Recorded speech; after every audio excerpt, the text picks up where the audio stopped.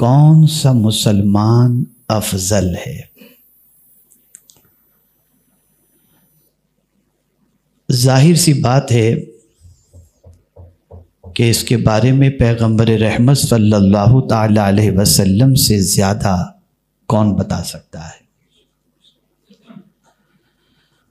افسوس کے ساتھ مجھے یہ کہنا پڑتا ہے کہ ہم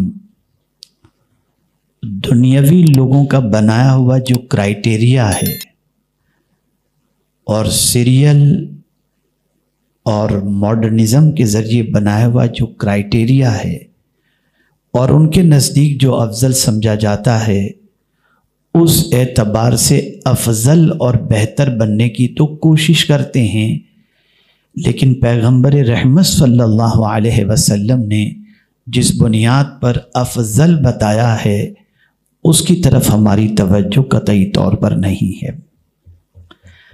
آقا کریم صلی اللہ علیہ وسلم کی ذات بہت عظیم ذات ہے، اور میں اگر یہ بتاؤں تو غلط نہ ہوگا کہ شاید ہی کسی مذہب کے رہنما نے میرے مصطفیٰ کے بارے میں تعریفی کلمات نہ کہے ہوں۔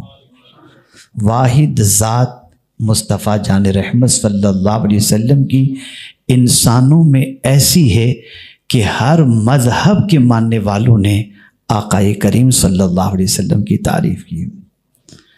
تو ہم جتنا اپنے آپ کو خوش نصیب سمجھیں اتنا کم ہے کہ عظمت والے رسول صلی اللہ علیہ وسلم کی امت میں اللہ نے ہمیں پیدا فرمایا۔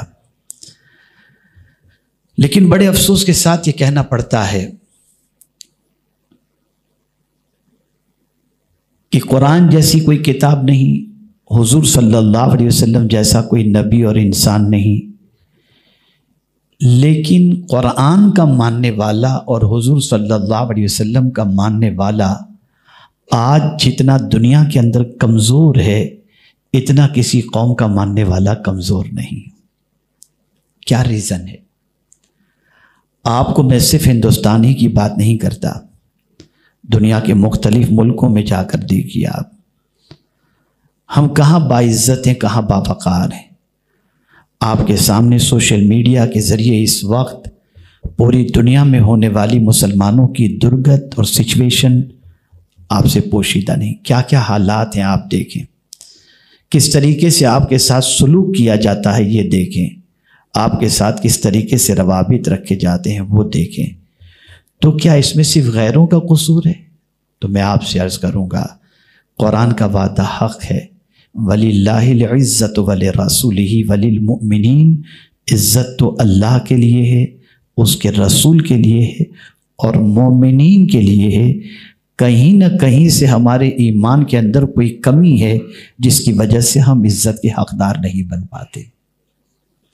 آئیے میں آپ کو سمجھاؤں، مصیبتوں کے دروازے کہاں سے کھلتے ہیں، پریشانیاں کہاں سے داخل ہوتی ہیں، اور کچھ کام ایسے ہیں جس سے صرف دنیا کی پریشانی پیدا نہیں ہوتی، زمین کے اندر بھی اس کی وجہ سے ہم پریشان ہوں اور آخرت میں بھی پریشان ہوں۔ میں اسے صرف رسول اعظم صلی اللہ علیہ وسلم کے ارشاد کی روشنی میں پارٹس آف باڈی میں سے صرف 2 چیزوں کا ذکر حضور نے فرمایا کہ ان 2 چیزوں کی اگر کوئی حفاظت کر لے وہ مسلمانوں میں سب سے افضل ہے۔ پارٹس آف باڈی میں سے 2 چیز۔ صحابی رسول نے میرے آقا صلی اللہ علیہ وسلم سے دریافت فرمایا، ای الاسلام افضل یا رسول اللہ صلی اللہ علیہ وسلم، کون سا اسلام، کون سا مسلمان سب سے افضل ہے، سب سے بہتر ہے؟ تو آقا کریم صلی اللہ علیہ وسلم نے جواب میں فرمایا، من سلم المسلمون من لسانہ ویدہ۔ آقا کریم صلی اللہ علیہ وسلم نے ارشاد فرمایا، وہ مسلمان سب سے افضل جس کی زبان اور جس کے ہاتھ کی تکلیف سے دوسرا مسلمان محفوظ رہے۔ جس مسلمان کی زبان سے دوسرے مسلمان کو تکلیف نہ پہنچے، اور جس مسلمان کے ہاتھ سے دوسرے مسلمان کو تکلیف نہ پہنچے، میرے آقا صلی اللہ علیہ وسلم فرماتے ہیں وہ مسلمان سب سے افضل ہے۔ زبان اللہ کی بہت بڑی نعمت ہے۔ ہم تو کہیں بھی کچھ بھی بول دیتے ہیں بن سوچے سمجھے، لیکن ہمیں نہیں معلوم کہ ہمارے منہ میں یہ زبان کو اللہ نے ایسے ہی اس جگہ پہ نہیں رکھا۔ زبان کے لیے اللہ نے سب سے پہلے 32 دانتوں کا پہرا بنا دیا اور اس کے درمیان یہ زبان رکھی۔ آپ نہیں جانتے کہ زبان کی وجہ سے کتنی آفتیں آتی ہیں، زبان کی وجہ سے کتنی مصیبتیں آتی ہیں، اور زبان کی وجہ سے اللہ عز و جل کا کتنا کرم بھی ہوتا ہے۔ اس سے قرآن کی روشنی میں سمجھیں بھی، حدیث مصطفیٰ صلی اللہ علیہ وسلم کی روشنی میں سمجھیں بھی، اور پھر آپ محسوس کریں گے کہ اگر اس پر ہم نے کنٹرول کر لیا تو اللہ نے اللہ ہمارے لیے کتنی نعمتوں کے دروازے کھول دے گا۔ آئیے میں آپ کو بتاؤں، میرے پیارے آقا صلی اللہ تعالی علیہ وسلم کے پیارے دیوانوں، ورڈز جو زبان سے نکلتے ہیں اس کی طاقت کتنی ہے۔ ہم سمجھتے ہیں کہ زبان سے کچھ بھی بولتے ہیں، بول رہے ہیں، نہیں، ورڈز کی طاقت ہے، بہت طاقت ہے۔ اس کا اندازہ اس سے لگائیں 40 سال شادی کو ہو گئے ہوں، غصے میں آ کر اگر آدمی 3 ورڈ کہہ دے اپنی بیوی کو، تو یہ ورڈ اور الفاظ کی طاقت ہے کہ ان 3 لفظوں کے استعمال کی وجہ سے زندگی بھر کے لیے حلال بیوی حرام ہو جاتی ہے۔ یہ ہے لفظ کی طاقت۔ ایک انسان کفر کی وادیوں میں بھٹک رہا ہے، پوری زندگی اس نے کفر کیا، لیکن مرنے سے پہلے اس نے کلمہ طیبہ صرف پڑھ لیا، جہنم سے بچا اور جنت کا مسافر بن گیا۔ لفظوں کی طاقت کو سمجھیں۔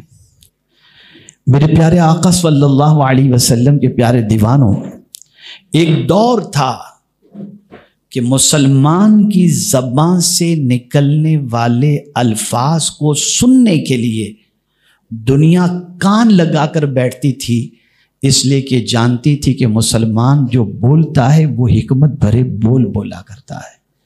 آپ اٹھا کر دیکھ لیں مولا علی کرم اللہ تعالی وجہہ الکریم کے اقوال۔ ایک قول آپ کے سامنے پیش کروں، زندگی کا بڑے سے بڑا نصیحت کرنے والا انسان گھنٹوں نصیحت کرے پھر بھی اس قول کا مقابلہ وہ نہیں کر سکتا، جیسا کہ مولا علی کرم اللہ تعالی وجہہ الکریم کا قول ہے۔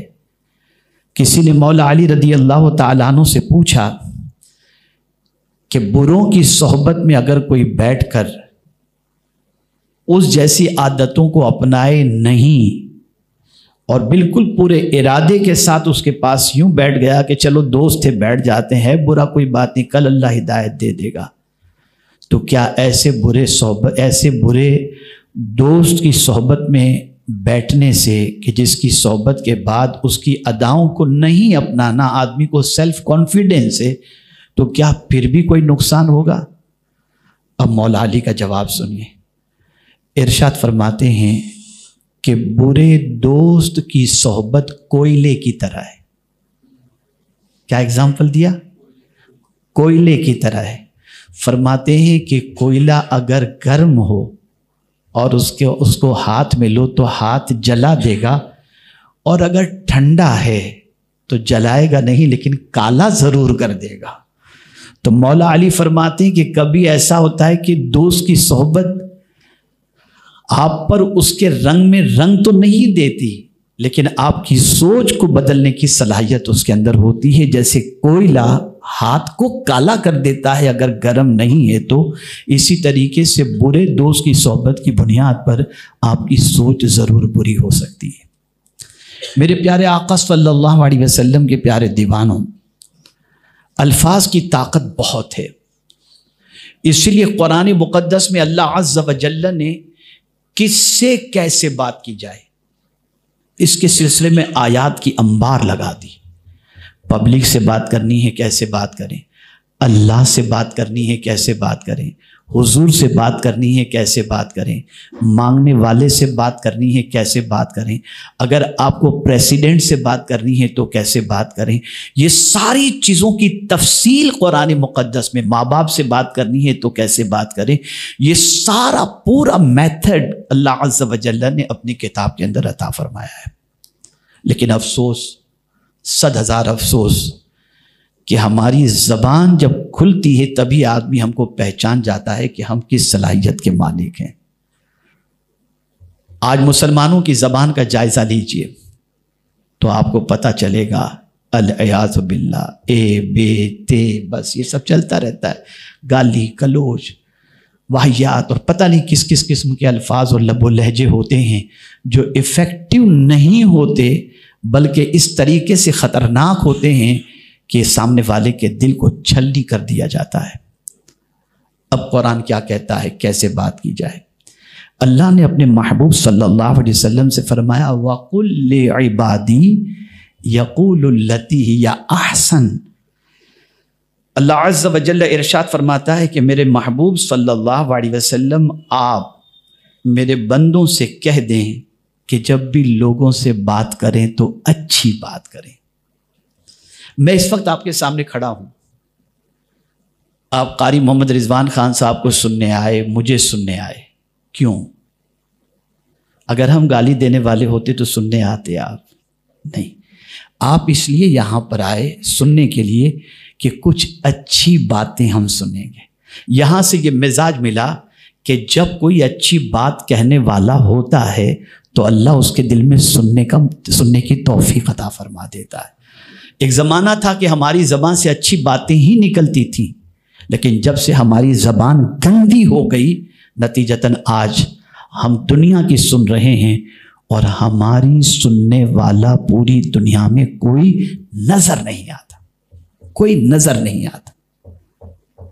میرے پیارے آقا صلی اللہ تعالی علیہ وسلم کے پیارے دیوانوں، اللہ عز و جل نے قرآن مقدس کے اندر اور رسول اعظم صلی اللہ علیہ وسلم نے احادیث مبارکہ میں زبان کے یوز کے بارے میں جو فرمایا، اس کے فائدے اور نقصان اسے آپ سماعت فرمائے۔ جیسا کہ میں نے ابھی آیت کریمہ کی تلاوت کی، وَقُلْ لِعِبَادِي يَقُولُ الَّتِي هِيَ أَحْسَنُ إِنَّ الشَّيْطَانَ يَنزَغُ بَيْنَهُمْ إِنَّ الشَّيْطَانَ كَانَ لِلْإِنسَانِ عَدُوًّا مُبِينًا۔ میرے بندوں سے کہہ دیجئے کہ وہ بہت اچھی بات منہ سے نکالا کریں، بہت اچھی بات، کیونکہ شیطان آپس میں فساد ڈلواتا ہے۔ بے شک شیطان تو انسان کا کھلا ہوا دشمن ہے۔ اب یہ شیطان فساد ڈلواتا ہے، کبھی آپ نے سمجھا؟ تو آئیے میں آپ کو سمجھاؤں۔ اگر کوئی شخص چگل خور ہے، ادھر کی ادھر، ادھر کی ادھر، ادھر کی ادھر، ادھر، تو دو خاندان، دو رشتہ دار، دو بھائی، ادھر کی ادھر، ادھر کی ادھر، اب یہ لفظ ہی ہوتے ہیں جو زبان سے نکلتے ہیں اور دونوں کے درمیان جدائی پیدا ہو جاتی ہے، فساد پیدا ہو جاتا ہے۔ اس لیے قرآن مقدس میں ایسا شخص جو چگل خور ہے، ادھر کی ادھر اور ادھر کی ادھر کرتا ہے، اس کے لیے لفظ ویل آیا، جہنم کی وہ وادی جس سے جہنم بھی 70 مرتبہ پناہ مانگتا ہے۔ اللہ عز و جل ادھر کی ادھر، ادھر کی ادھر کرنے والے کو اس جہنم کی وادی کے اندر ڈال دے گا۔ یہ ہے الفاظ، فساد پیدا ہو، زندگی بھر کی دوستیاں ختم ہو گئیں، تعلقات ختم ہو گئے۔ میرے پیارے آقا صلی اللہ تعالی علیہ وسلم کے پیارے دیوانوں، کیسی بات کی جائے؟ آپ نے کبھی خطبہ نکاح کو سنا ہوگا، لیکن خطبہ نکاح سن کر کے اس کے معنی اور اس کی آیت کے ترجمے سے تو واقف نہیں ہوتے۔ ہر خطبہ نکاح کے اندر رسول اعظم صلی اللہ علیہ وسلم 3 آیتوں کی تلاوت کرتے، ان میں سے ایک آیت یا ایھا الذین آمنوا اتقوا اللہ وقولوا قولا سدیدا، اے ایمان والو اللہ سے ڈرو اور لوگوں سے سیدھی بات کہو، اچھی بات کہو۔ آخر شادی کے خطبے کے اندر، نکاح کے خطبے میں یہ آیت کیوں پڑھی جاتی ہے؟ تو وجہ سب سے بڑی یہ ہوتی ہے کہ خاندان بننے جا رہا ہے، رشتہ داریاں بننے جا رہی ہیں، کبھی بھی زندگی کے اندر کچھ 19-20 ہو سکتا ہے، تو جب بھی تمہاری زندگی میں ایسا موقع آئے کہ کوئی مسئلہ پیش آ جائے تو سیدھی بات کرنا اور سچی بات کرنا، اس لیے کہ اس کے بعد کا جو لفظ ہے وہ بتا رہا ہے یصلح لکم اعمالکم، اللہ تمہارے اعمال کو درست فرما دے گا، اور پھر ویغفر لکم ذنوبکم، تمہارے گناہوں کو بھی معاف فرما دے گا۔ یعنی تمہاری آپس کے اندر سیدھی اور سچی بات کہنے کی وجہ سے تمہارے اندر اللہ یونٹی پیدا کر دے گا، اور جو کچھ غلطیاں تمہاری تھی اللہ معاف فرما دے گا۔ میرے پیارے آقا صلی اللہ علیہ وسلم کے پیارے دیوانوں، یہ نہ سمجھا جائے کہ ہماری زبان سے جو ورڈز نکلتے ہیں وہ ہوا میں یوں ہی چلتے رہتے، ریکارڈ ہوتے ہیں، فرشتے مقرر ہیں لکھنے پر۔ میں نہیں کہہ رہا، قرآن کہہ رہا ہے ما یلفظ من قول الا لدیہ رقیب عتید، انسان منہ سے کوئی لفظ نہیں نکال پاتا مگر یہ کہ اس کے پاس نگہبان تیار ہے، ایک ایک ورڈ لفظ ہمارا نوٹ کیا جاتا ہے، اور یہ سارے الفاظ، یہ سارا جو رجسٹر کے اندر نوٹ کیا جاتا ہے، اللہ عز و جل فرماتا ہے کہ قیامت میں بندے مومن سے کہا جائے گا اقرا کتابک، میرے بندے یہ تیرا رجسٹر ہے، تو پڑھ اپنا اعمال نامے کو تو پڑھ۔ اب میں آپ سے کہنا چاہتا ہوں کہ اگر ہم نے کوئی ایسی بات کہی ہے دنیا کے اندر جو اللہ کی ناپسند ہوگی، اور اللہ قیامت میں ہمیں پڑھنے کے لیے کہے گا، تو آپ بتائیے کیا ہم پڑھنے کی طاقت رکھتے ہیں؟ ایک ایک چیز نوٹ کی جاتی ہے۔ اب آج کی گفتگو سے، آج کے موضوع سے متعلق جو سب سے اہم چیز مجھے آپ کو سمجھانی ہے وہ یہ ہے کہ ان الفاظ، ایسے الفاظ جو بے مقصد کے ہوتے ہیں، بے مقصد کی باتیں ہوتی ہیں، اس کا نقصان کیا ہے؟ آج آپ دیکھتے ہوں گے کہ اللہ کے فرمان کا اثر دل پر نہیں ہوتا، جمعہ میں خطابات ہوتے ہیں دل نہیں بدلتے، قیامت کی تکلیفوں کا ذکر ہوتا ہے لوگوں پر اثر نہیں ہوتا، لوگوں کو بہت ساری اچھی باتیں بتائی جاتی ہیں، سنتے ہیں ایک کان سے دوسرے کان سے نکل جاتی ہے بات، چینجنگ نہیں ہے۔ اتنی مساجد ممبئی کی سرزمین پر جمعہ میں خطاب کرنے والے اپنے اعتبار سے خطاب کرتے ہیں، تقریریں ہوتی ہیں، جلسے ہوتے ہیں، اجتماعات ہوتے ہیں، چینجز پوری دنیا کے مسلمانوں کی لائف کے اندر اگر آپ دیکھیں تو آپ ریئلائز کر سکیں گے بگڑنے والوں کی تعداد تو نظر آ رہی ہے کہ بڑھتی جا رہی ہے، سدھرنے والوں کی تعداد کم نظر آ رہی ہے۔ وجہ کیا ہے اسے سمجھیں۔ آقا کریم صلی اللہ علیہ وسلم نے ارشاد فرمایا لا تکثر الکلام بغیر ذکر اللہ تعالی فإن کثرة الکلام بغیر ذکر اللہ تعالی قسوۃ للقلب وإن ابعد الناس من رحمت اللہ تعالی القلب القاسی۔ آقا کریم صلی اللہ علیہ وسلم ارشاد فرماتے ہیں کہ اللہ کے ذکر کے سوا دوسری باتیں ضرورت سے زیادہ نہ کرو۔ اگر زیادہ تمہیں کرنا ہے تو اللہ کا ذکر کثرت سے کرو، لیکن اگر لوگوں سے بات کرنا ہے تو ضرورت سے زیادہ نہ کرو۔ یہ حضور فرماتے صلی اللہ علیہ وسلم۔ کیا نقصان ہوگا؟ آقا کریم صلی اللہ علیہ وسلم ارشاد فرماتے ہیں کہ اللہ کے ذکر کے سوا زیادہ بات کرنے سے دل سخت ہو جاتا ہے، اور یہ دل جو سخت ہو جاتا ہے نا، پھر اس پر اللہ کی باتوں کا اثر نہیں ہوتا، پھر اللہ کے رسول صلی اللہ علیہ وسلم کے فرمان کا اثر نہیں ہوتا۔ اور پھر یہی نہیں بلکہ آقا کریم صلی اللہ علیہ وسلم فرماتے ہیں اور اللہ کی رحمت سے سب سے زیادہ دور اور محروم وہی شخص ہوتا ہے جس کا دل سخت ہو۔ اب ریزن اس حدیث کے ذریعے واضح ہو چکا، بالکل کلیئر ہو چکا کہ آج فضل کی بکواس کی بنیاد پر ہمارا دل سخت ہو چکا، اور اس سخت دل ہونے کی وجہ سے آج ہمارا حال یہ ہے کہ ہم اللہ عز و جل سے بھی دور ہو گئے اور اللہ کی رحمت بھی ہم سے دور ہو گئی۔ اگر ہم نے اپنی زبان کو لگام دی اور زبان سے اچھے کلمات ہم نے کہنے کی عادت بنائی اور فضول چیزوں سے اپنی زبان کو ہم نے روکا تو یہ دل نرم ہوگا، اور اللہ عز و جل جس کا دل نرم ہوتا ہے اس پر اپنی رحمتوں کی بارشیں کر دیا کرتا ہے۔ میرے پیارے آقا صلی اللہ تعالی علیہ وسلم کے پیارے دیوانو حضرت عقبہ ابن عامر رضی اللہ تعالیٰ عنہ نے ایک بار رسول اعظم صلی اللہ علیہ وسلم کی خدمت میں عرض کیا، من نجا، یا رسول اللہ صلی اللہ تعالی علیہ وسلم نجات کیا ہے؟ اور یاد رکھیں نجات بہت بڑی دولت ہے۔ ہم اصل دنیا میں مگن ہو چکے، دنیا کی محبت میں ڈوب چکے، اسے اپنی پرماننٹ جگہ ہم نے سمجھ لی۔ ہم یہ سمجھتے ہیں کہ ہم یہیں رہیں گے، نہیں، ہم یہاں پرماننٹ رہنے کے لیے نہیں آئے، ہم ایک مسافر کی حیثیت سے ہیں یہاں پر۔ اس وقت پوری دنیا کے اندر اتنی کوشش کی جا رہی ہے کہ ہماری توجہ آخرت سے بالکل ہٹ جائے اور ہم دنیا کی محبت میں ڈوب جائیں، دنیا میں اتنے ڈوب جائیں کہ مرنا بھول جائیں، مرنے کے بعد کے سوال جواب کو بھول جائیں، آخرت کی فکر کو بھول جائیں اور دنیا ہی کے اندر مگن ہو جائیں۔ یہ ہماری پوزیشن ہے، لیکن صحابہ ہوشیار تھے، صحابہ دنیا میں رہتے تھے، لیکن فکر ہمیشہ یہ ہوتی تھی نجات کس چیز کے اندر ہے، قیامت میں اللہ عز و جل کی بارگاہ سے مزدِ بخشش کیسے نصیب ہو، اس کی فکر ہمیشہ رہتی۔ اس کی وجہ ہے کہ قرآن مقدس میں انہوں نے قیامت کا ذکر پڑھا ہے، آخرت کے بارے میں پڑھا۔ وہ رسول اعظم صلی اللہ علیہ وسلم جن کو پروردگار قیامت کے دن یہ اختیار عطا کرے گا کہ جس کو چاہیں جنت میں لے جائیں، خود رسول اعظم صلی اللہ علیہ وسلم ارشاد فرماتے ہیں کہ سورہ ہود نے مجھے بوڑھا کر دیا۔ جو اللہ کے محبوب ہیں، شافعی محشر ہیں، وہ خود یہ کہتے ہیں کہ سورہ ہود نے مجھے بوڑھا کر دیا۔ کیا ہے سورہ ہود کے اندر؟ وہی قیامت کا ذکر۔ تانبے کی زمین، سورج سوا نیزے پر، آدمی پسینے میں ڈوب رہا ہوگا، بھائی بھائی سے بھاگ رہا ہوگا، باپ بیٹے سے بھاگ رہا ہوگا، کوئی کسی کا پرسان حال نہ ہوگا۔ وہ قیامت کی جو بھیانک سچویشن ہے، اس سچویشن کو اللہ عز و جل نے سورہ ہود کے اندر ذکر کیا ہے۔ حضور صلی اللہ علیہ وسلم اس سورہ ہود کو پڑھ کر کے فرماتے ہیں کہ اس نے مجھے بوڑھا کر دیا۔ فکر تھی ان کو،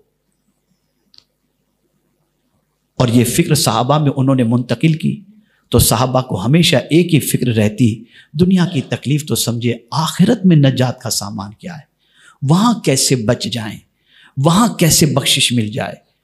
تو حضرت عقبہ ابن عامر رضی اللہ تعالیٰ عنہ نے رسول اعظم صلی اللہ علیہ وسلم کی خدمت میں عرض کیا، من نجا، یا رسول اللہ صلی اللہ علیہ وسلم۔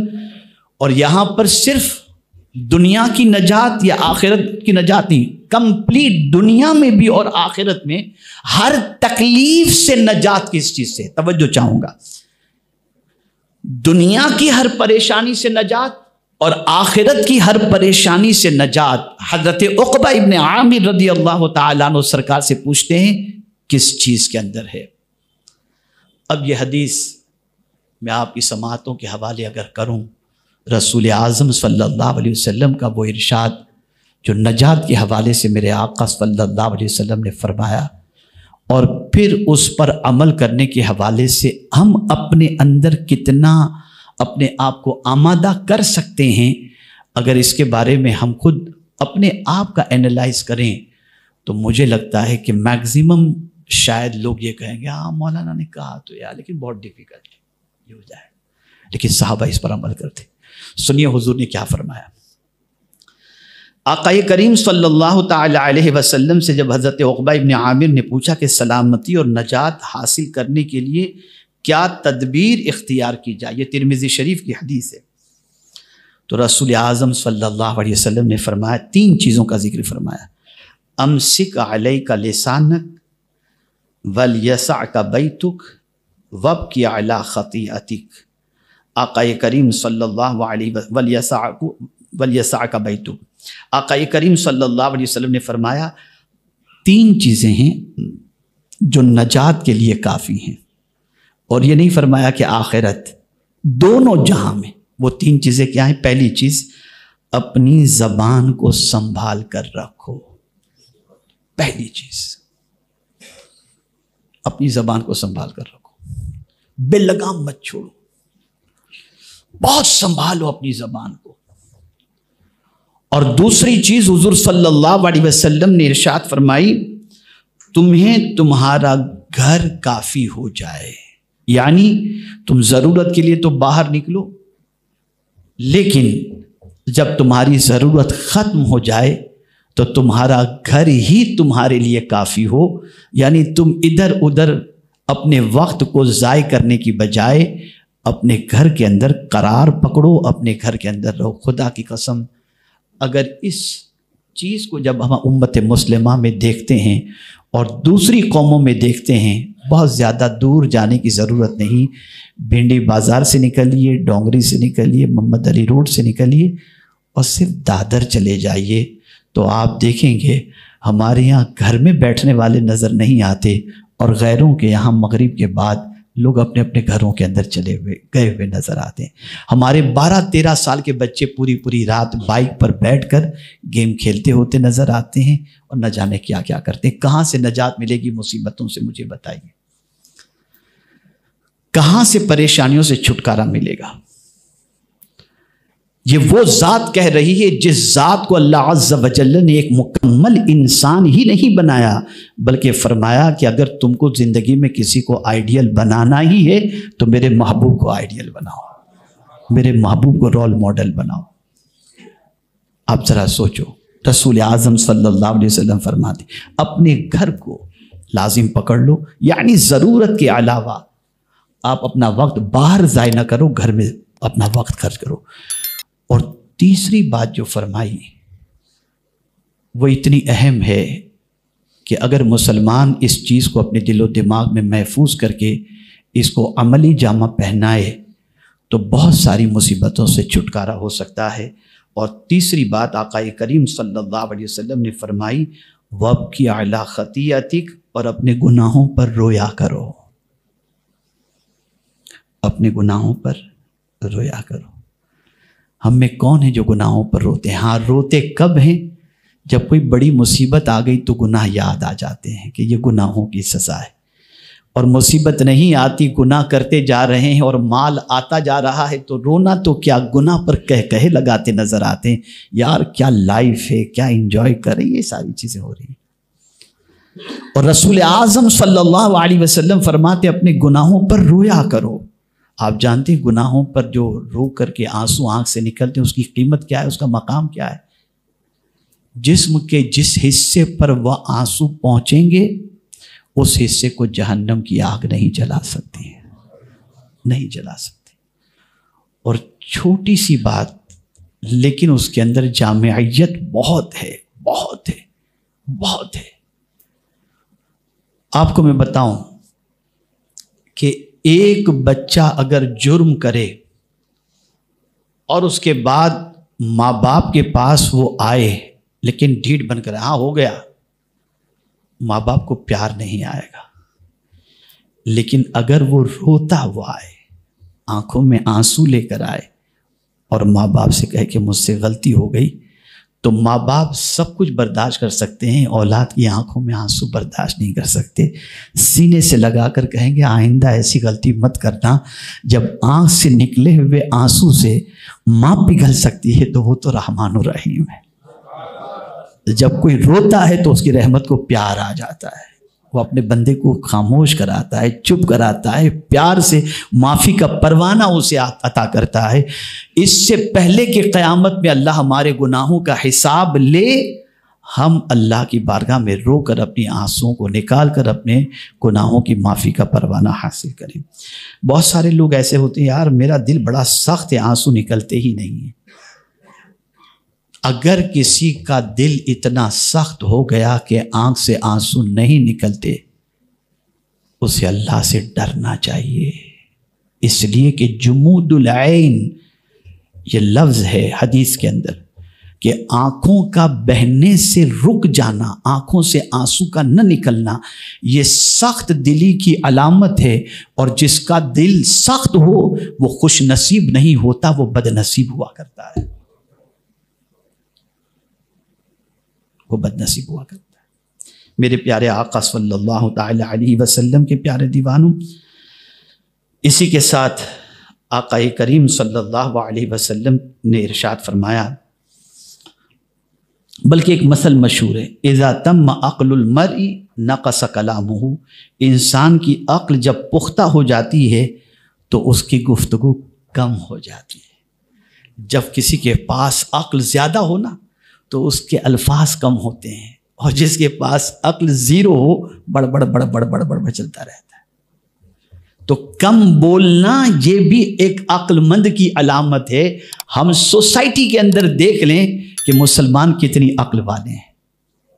میرے پیارے آقا صلی اللہ تعالی علیہ وسلم کے پیارے دیوانوں، اب آئیے اس زبان سے تکلیف دینے کے حوالے سے مت تکلیف دو کسی کو۔ اسی زبان سے انسان کا دل چھلنی ہوتا ہے، اسی لیے کہا گیا تلوار کے زخم تو بھر جاتے ہیں، زبان کے زخم نہیں بھرتے۔ بہت طاقت ہے زبان کے زخموں کی، بہت طاقت ہے۔ اسی لیے اللہ عز و جل نے ایک دوسرے کا مذاق اڑانے سے بھی منع فرمایا، یا ایھا الذین آمنوا لا یسخر قوم من قوم عسى ان یکونوا خیرا منہم ولا نساء من نساء عسى ان یکن خیرا منہن۔ پھر فرمایا ولا تلمزوا انفسکم ولا تنابزوا بالالقاب، ایک دوسرے کو برے لقب سے بھی مت پکارو، ایک دوسرے کا مذاق بھی مت اڑاؤ۔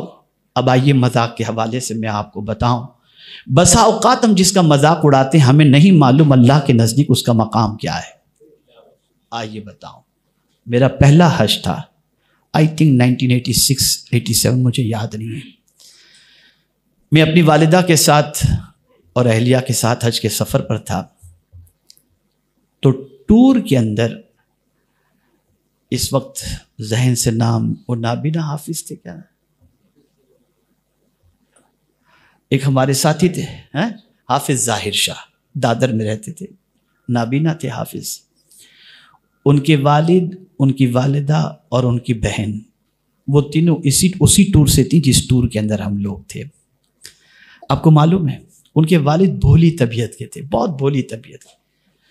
تو اب جتنے ان کے گروپ کے اندر تھے، روم میٹ تھے، وہ سب کے سب ان کا بڑا مذاق بناتے تھے۔ اور چچا یہ وہ، جیسا کہ آپ جانتے ہیں ہمارے یہاں مذاق کا سسٹم کیسا ہوتا ہے، بس وہ بیچارے کا مذاق اڑاتے۔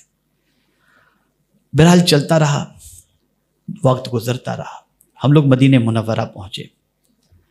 جمعرات کا دن تھا، حافظ ظاہر شاہ کے والد جو ہے وہ جنت البقیع گئے، اور جنت البقیع جا کر کے وہاں سے انہوں نے ایک جگہ کھڑے رہ کر یوں گنبد خضرا کو دیکھا اور کہنے لگے یار یہ جگہ کتنی اچھی ہے۔ جنت البقیع میں جہاں سے کھڑے رہ کر انہوں نے اس جگہ گنبد خضرا کو دیکھا، کہتے ہیں یہ جگہ کتنی اچھی، یہ جگہ کتنی اچھی ہے، یہاں سے گنبد کلیئر نظر آتا ہے۔ یہ کہہ کر وہ لوٹے۔ مغرب کی نماز کے بعد ان کو اٹیک آیا۔ میں اپنی والدہ کے لیے چائے لینے گیا ہوا تھا، چائے لے کر میں سیڑھی پر چڑھ رہا تھا، ان کی بہن ملی، شاکر بھائی جلدی چلو، میرے ابا کو کچھ ہو گیا۔ میں بھاگا، فوراً امی کو چائے دے کر وہاں پہنچا، طبیعت بہت سیریس تھی۔ میں نے ہمارے ایک دوست ڈاکٹر ظہیر کر کے وہاں پر مدینہ شریف میں ہوتے تھے، میں نے ان کو فون کیا، وہ فوراً ایمبولینس لے کر کے آئے، ایمبولینس میں رکھتے ان کا دم نکل گیا اور وہ انتقال کر گئے۔ اور پھر جب دفن کرنے کے لیے ہم لوگ گئے تو جنت البقیع میں وہی جگہ ملی جس جگہ پر کھڑے رہ کر انہوں نے کہا تھا کہ یہ جگہ کتنی اچھی ہے۔ اب وہ لوگ جنہوں نے پورے سفر میں مذاق اڑایا تھا، ان کا جو حال تھا میں آپ کو بتا نہیں سکتا۔ وہ رو رہے تھے، ان کی لاش کے پاس کھڑے رہ کر رو رہے تھے، تدفین کے بعد وہاں کھڑے رہ کر کے رو رہے تھے۔ ہمیں کیا خبر تھی کہ حضور ان کو قبول فرما چکے ہیں اور ہم ان کا مذاق اڑا رہے تھے۔ یہ ہے مذاق، ہمیں نہیں معلوم اللہ کے نزدیک اس کا مقام کیا ہے، اس لیے مذاق مت اڑاؤ، کسی کا تمسخر نہ کرو۔ بہت ساری غریبی کی وجہ سے لوگوں کا مذاق اڑاتے ہیں، فگر کی وجہ سے مذاق اڑاتے ہیں، نہیں معلوم کون کیا ہے، نہیں معلوم۔ اس لیے قرآن نے منع فرمایا تمسخر کر کے کسی کی دل آزاری نہ کرو۔ مسلمان، افضل مسلمان وہی ہوتا ہے جس کی زبان سے دوسرے مسلمان کی حفاظت ہو اور دوسرا مسلمان سلامت رہے۔ ممکن ہے چونکہ مسلسل ملک کے اور بیرون ملک کے مختلف علاقوں میں مجھے اسی قسم کے پروگرام سے گفتگو کرنے کی سعادت نصیب ہوتی ہے، تو ہو سکتا ہے آپ میں سے کسی کے ذہن میں یہ بات آئے کہ یار یہ تو تقریر سنا رہے ہیں، ہم تو کچھ اور سننے آئے تھے.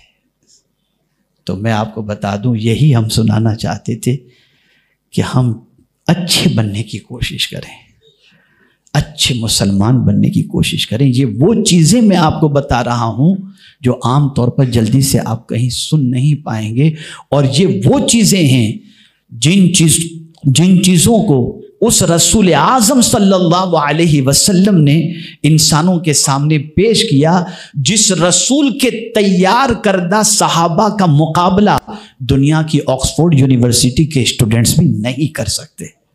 سرکار نے جیسا صدیق اکبر کو بنایا، آکسفورڈ اور کیمبرج یونیورسٹی ایک ابو بکر پیش نہیں کر سکتی، ایک عمر فاروق پیش نہیں کر سکتی، ایک عثمان غنی پیش نہیں کر سکتی، ایک مولانا علی پیش نہیں کر سکتی. یہ اس رسول کی تعلیم ہے جو انسانوں کو بہتر بنانے کے لیے تشریف لائے.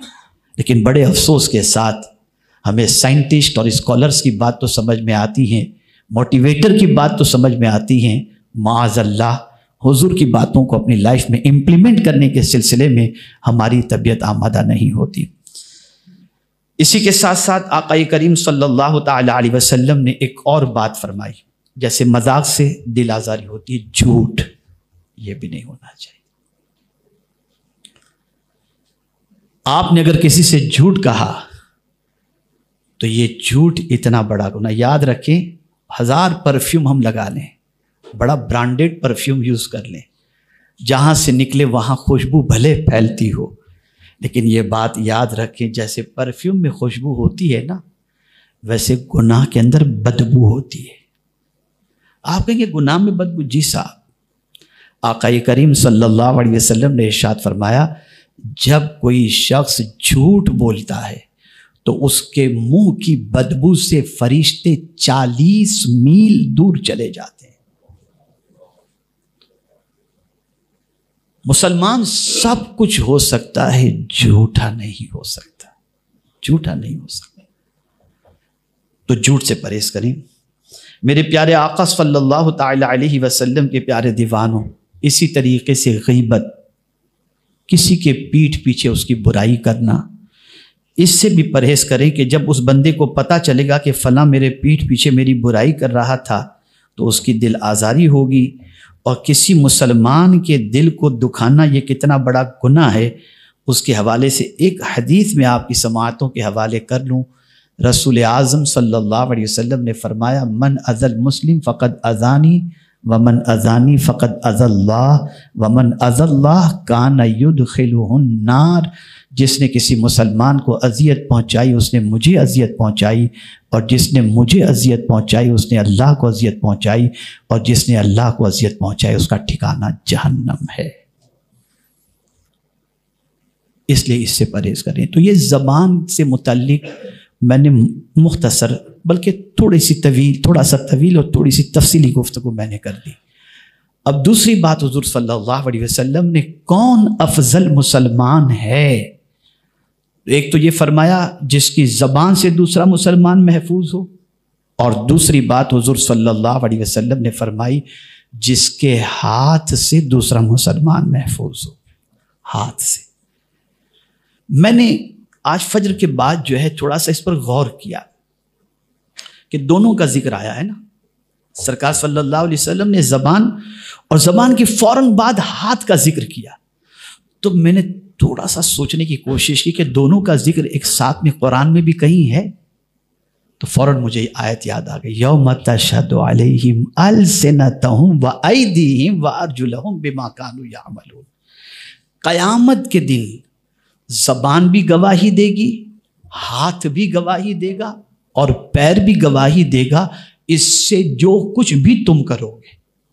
یہ وٹنس ہوں گے، یہ بولیں گے اللہ کی بارگاہ میں.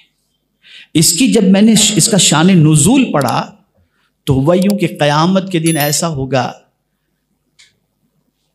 کہ وہ لوگ جو توحید پر ایمان نہیں رکھتے تھے، یہودی تھے، ان سے اللہ عز و جل فرمائے گا کہ تم نے ایسا نہیں کہا تھا. وہ کہیں گے نہیں، وہ انکار کریں گے. پھر ان سے کہا جائے گا کہ نہیں تم نے ایسا کہا تھا، تو وہ کہیں گے گواہ لاؤ. تو پھر پروردگار الیوم نختم علی افواہہم، تو قیامت کے دن اللہ پھر ان کے منہ پہ مہر لگا دے گا اور پھر ان کے ہاتھ بولنا شروع کریں گے. تو وہ کہیں گے ہاتھ بولنے لگ گیا, اور پھر ہاتھ سے کہیں گے تم تو ہم سمجھتے تھے تم ہمارے سپورٹر ہو, تم تو جاسوس نکلے اللہ کے. قیامت پہ پھر وہ کھوائے. اسی لیے اللہ والے کبھی نہ ہاتھ سے کسی کو تکلیف پہنچاتے تھے, نہ زبان سے کسی کو تکلیف پہنچاتے تھے, نہ پیر سے کہیں غلط راستے پر جاتے تھے, اس لیے کہ جانتے تھے یہ سب اللہ عز و جل کی بارگاہ میں بولیں گے اور ہمارے خلاف گواہی دیں گے. اسی لیے کوئی یہ ثابت نہیں کر سکتا کہ جس رسول اعظم نے انگلی کے اشارے سے چاند کے 2 ٹکڑے کیے ہوں, اس رسول اعظم نے اپنی ذات سے کسی کو تکلیف پہنچائی ہو. ہاتھ بہت طاقتور چیز کا نام ہے. یہ ہاتھ کو آپ کیا سمجھتے ہیں؟ اللہ اکبر. ایک صحابی رسول میرے آقا صلی اللہ علیہ وسلم کی خدمت میں حاضر آئے, عرض کرنے لگے یا رسول اللہ صلی اللہ تعالی علیہ وسلم, میرا دل بڑا سخت ہو گیا ہے, میں چاہتا ہوں کہ میرا دل نرم ہو جائے. سرکار نے فرمایا اپنا ہاتھ کسی یتیم کے سر پر پھیر دے, تیرا دل نرم ہو جائے گا. آقا کریم صلی اللہ علیہ وسلم نے فرمایا قیامت کے دن جس کے دائیں ہاتھ کے اندر نام اعمال دیا گیا وہ جنت میں چلا گیا. یہ ہاتھ بہت طاقتور ہیں, بہت عظیم. قبر کے اندر جب بندوں کو لٹایا جائے گا اور عذاب کے فرشتے ہاتھ کی طرف سے جب آنے والے ہوں گے تو ہاتھ سے کی ہوئی نیکیاں عذاب کے فرشتے اور اس بندے کے درمیان آڑ بن جائیں گی, اور وہ نیکیاں کہیں گی اس نے ہاتھ سے یہ نیکی کی تھی, میں تجھے اس کے قریب ہونے نہیں دوں گی, چلا جا یہاں سے. تو عذاب کے فرشتے چلے جائیں گے. یہ ہاتھ میرے پیارے آقا صلی اللہ علیہ وسلم کے پیارے دیوانوں, اسی طریقے سے ہاتھ سے آپ نے غریبوں کی مدد کی, ہاتھ سے کسی یتیم کے سر پر آپ نے ہاتھ رکھ دیا, اور اسی طریقے سے اپنے ہاتھوں سے آپ نے جتنے بھی اچھے کام کیے, یہ سارے اچھے کام قیامت کے دن آپ کے اور ہمارے حق میں گواہی دیں گے. اب حضور صلی اللہ علیہ وسلم نے فرمایا جس کے ہاتھ سے دوسرا مسلمان محفوظ ہو. اب آپ سمجھیں, ماشاءاللہ سب اپنے علاقے کے ہیں اور بہت سارے نوجوان نظر آ رہے ہیں. اور ایک زمانے میں جب لوکل ٹرین میں سفر کرتا تھا تو ہمارے نوجوانوں کی مستیوں کو میں نے اپنی آنکھوں سے دیکھا ہے.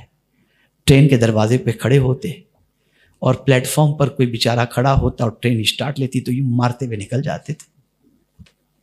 ہوتا تھا. آج بھی یہ سب چیزیں ہو رہی, آج بھی ہو رہی. اور صرف اسی پر نہیں, تھوڑا سا آگے بڑھ کر ہاتھ, اس سے آپ بہت کچھ لکھتے ہیں. صحیح لکھ رہے ہیں یا غلط لکھ رہے ہیں. آپ وکیل ہیں, ٹھیک ہے, ہو سکتا ہے آج کے دور کے اندر آدمی کمپیوٹر پہ سارے کام کرتا ہے لیکن فنگر تو استعمال کرتا ہی ہے. آپ کیا کر رہے ہیں؟ یہ ساری چیزیں آپ کے ان ہاتھوں سے کسی بھی اینگل سے کسی کو تکلیف نہیں پہنچنی چاہیے. اگر آپ کے ہاتھ سے کوئی مسلمان سلامت ہے تو کوئی آپ کو کچھ بھی کہے, حضور فرماتے یہ افضل مسلمان ہے, یہ بہترین مسلمان ہے, یہ اچھا مسلمان. یہ حضور صلی اللہ علیہ وسلم نے فرمایا. اب چونکہ آیت کریمہ میں پیر کی بات بھی آ گئی تو میں پیر کے حوالے سے ایک بات عرض کر کے میں اپنی گفتگو کو ختم کرتا ہوں. پیر, اللہ اکبر, روز ہم چلتے ہیں, بہت چلتے ہیں, بہت جگہوں پہ جاتے ہیں, گھروں میں جاتے ہیں, فنکشنوں میں جاتے ہیں, مسجد میں جاتے ہیں, بہت ساری جگہوں پر. مجھے اس وقت حضرت عروہ ابن زبیر رضی اللہ تعالی عنہ, جو ام المؤمنین حضرت عائشہ صدیقہ رضی اللہ تعالی عنہ کے بھتیجے تھے, حضرت عروہ ابن زبیر رضی اللہ تعالیٰ عنہ کے پیر میں ایک پھوڑا ہو گیا, آکلا. ڈاکٹر نے کہا کہ اسے کاٹنا پڑے گا. تو حضرت عروہ ابن زبیر رضی اللہ تعالیٰ عنہ نے فرمایا ٹھیک ہے کاٹ دو اسے. تو ڈاکٹر نے کہا کہ اگر آپ ہوش میں رہیں گے اور میں اگر کاٹوں گا تو آپ کو بہت تکلیف ہوگی, اس لیے آپ سے گزارش ہے کہ تھوڑی سی شراب پی لیں, اور شراب کے نشے میں جب آپ دھت ہو جائیں گے, ڈوب جائیں گے, تو میں آپ کے پیر کو کاٹوں گا, آپ کو تکلیف نہیں پہنچے گی.